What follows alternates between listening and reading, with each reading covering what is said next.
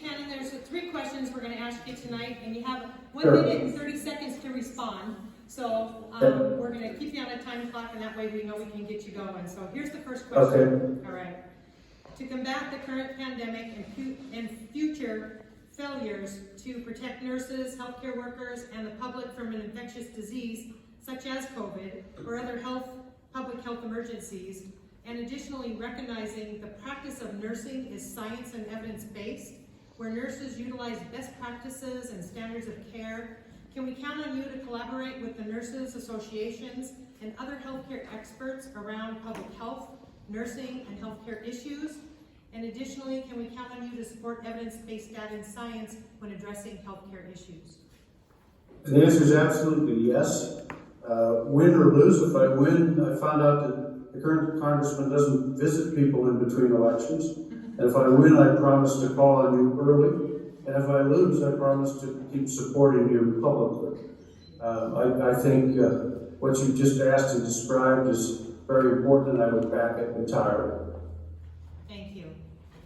Next question. Right to work, more accurately referred to by MNA as no rights at work, continues to be of concern, and already federal decisions have stripped away collective bargaining rights for public employees across the United States, which weakens the collective voice of workers, professional nurses included. Right to work legislation would greatly impact our nurses' ability to advocate for safe, quality working conditions, affecting patients, nurse staffing, high-quality patient care. How will you ensure the collective bargaining rights for the Montana professional nurses to form and/or join a union are not further weakened?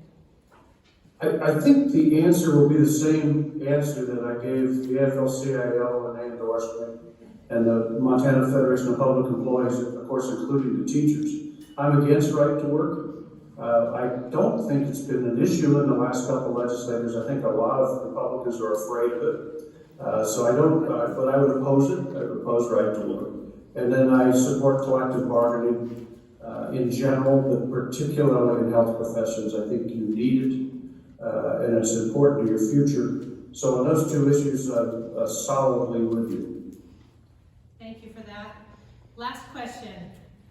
Talking about healthcare access, affordability, the ACA, prescription drugs, reimbursement parity, Medicaid expansion. It's kind of like all in one nutshell.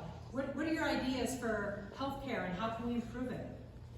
Well, I've met with, since I've been on both boards, I've been in touch with the hospital boards and buildings. I've been in touch with young doctors.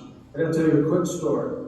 One of the hospitals, I've been promised to say not which one, the legislators for the buildings, who happen to be all Republican at this stage, met with these young doctors. And one of our more senior senators for buildings got up and accused these doctors of falsifying death certificates to raise revenue for the hospital. He went on to suggest that kale, the vegetable, was better than the Merck therapeutic, which is saving lots of lives.